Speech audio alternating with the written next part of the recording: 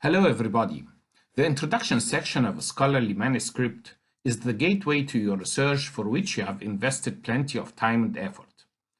A well-written and methodical introduction can give reviewers and readers a positive impression on your work. That's why it's important to get it right. The introduction is very important to scholarly communication. A purposeful introduction should clearly and concisely answer the following questions. Have the authors given sufficient background information relevant to their research point? What is the lingering research problem that the scientific community is trying to answer? In other words, where does the literature controversy lie exactly? Why is the research problem worthy of investigation? This has to be highlighted. And what strategies are the authors going to use to resolve this research problem? Are you conducting a validation of an outcome tool, or are you conducting an interventional study that is expected to improve the health-related outcomes of patients, and so on? And finally, what are the objectives of this research work? If you answer these questions accurately and methodically, then you will end up with a robust introduction. In the next slides, we will see how to give detailed answers to these questions and in a practical manner. It's very important to structure or organize your introduction before you start writing.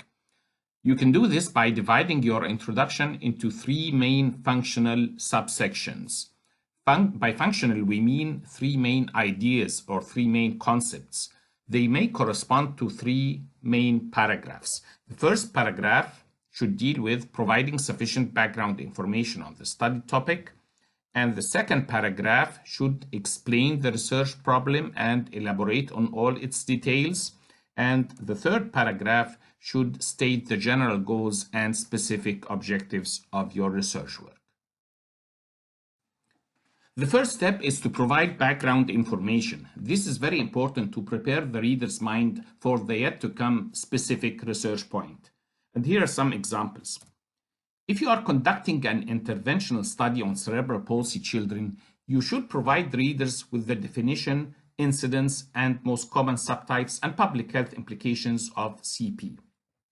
Or if you are conducting an interventional or descriptive study on a specific subtype or feature of genetic skeletal dysplasias, you should provide readers with a paragraph on the definition and main features of genetic skeletal dysplasias, and so on. The second step is to approach the research problem, and this is a very critical part of the introduction. To do this, it's advised to proceed in a general to specific pattern. It's like an inverted pyramid where you have the broad base at the top, and then it gradually narrows till it reaches the tip of the pyramid at the very bottom. So do this in a stepwise pattern and in a gradual manner till you reach your very specific research point. The second point is to highlight the main distinctions between each evolutionary phase of the research problem.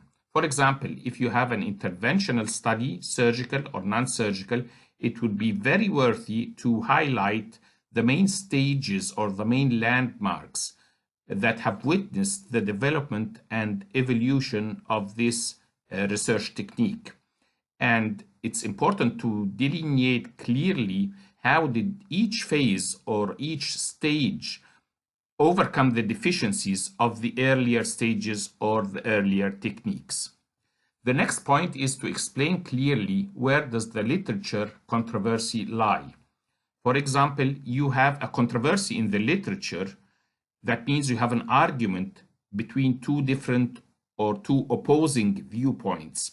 It would be very wise to present the limitations and strengths of each viewpoint. In other words, be objective as much as possible and try to avoid subjectivity.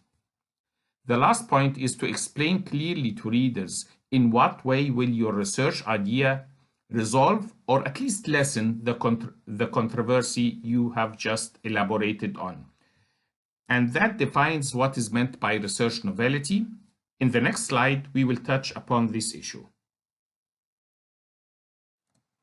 It's very important to demonstrate all aspects of research novelty in your work and not leave it for readers and reviewers to guess. For example, you might be implementing a new technique that is expected to improve the quality of life of patients or decrease the incidence of complications reported in the literature. Or you might be conducting a similar technique that has been previously described in the literature, but implementing it on a larger sample in order to increase the level of evidence, or implementing it on a different subpopulation of the very same disease. Or you might be conducting a validation study of an outcome measure that is widely used in the literature in order to increase the validity of the results, and so on. The third step is to formulate your study objectives. A well-structured study objective must include the following components whenever applicable. The type of intervention has to be clearly stated, if it's a surgical intervention or a non-surgical intervention like physiotherapy, drug-related behavioral intervention, or possibly a combination of interventions. Outcome measures have to be clearly stated if they are radiological or, for example, they are clinical outcome measures like physician-reported outcome measures, which are usually objective, or subjective patient-reported outcome measures like quality of life questionnaires. The study population, the age group, if they are adolescents, if they are children, young adults, the pathology, and the subpathology or the subgroup you are targeting has to be clearly and briefly delineated. The follow-up period, if it's short-term, long-term, or intermediate term. The research type, if it's a prospective study, retrospective, or possibly a combination or cross-sectional study, and so on.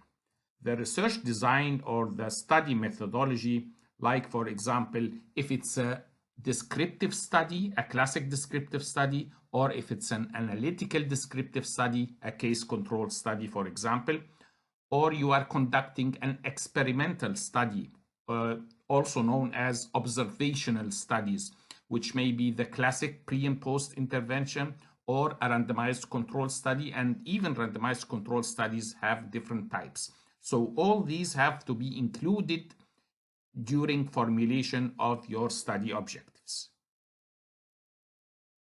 It's very important to subdivide your study objectives into a primary objective or a main objective, sometimes called the goal of the study. And then this can be broken down into a secondary objective or objectives, depending upon the nature and type of the study. And here is a classic example. In this example, the authors made it clear that this is the primary objective and the research design is a survey study. And it is implied, of course, that these studies are prospective in nature. Then the subject matter that is going to be examined is the examination of the orthopedic surgeon's preferences and current practice and so on till the end. And then the population is also clearly delineated. The study is focused on children and the pathology is cerebral palsy and the subtype is ambulatory cerebral palsy. In the very same example, the authors have a secondary objective, which was to analyze the variations in the current practice between two subgroups, general orthopedic surgeons and pediatric orthopedic surgeons. So this is a branching or a secondary objective that arises from the primary objective. So these two primary and secondary objectives constitute a very well formulated study objective. The last step is to use references appropriately. And here are the main points.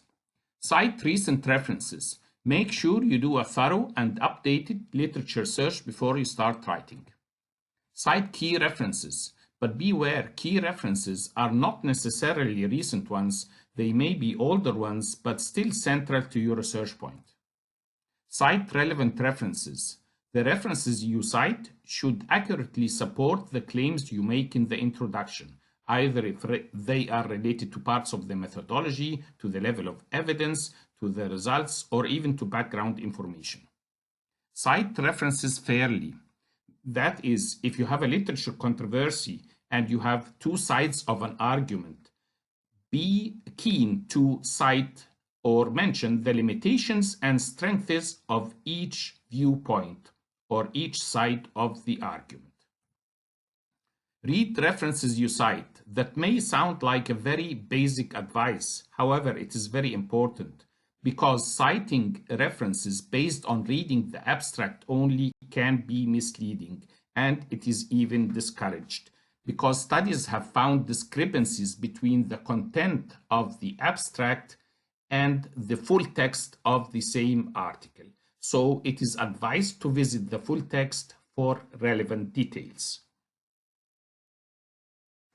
To sum up, this is a step-by-step roadmap to an efficient introduction. It's built upon logical flow of ideas and sums up all the previous information we have mentioned in this video. I hope you find this video useful, share it if you like it, and thanks a lot for watching.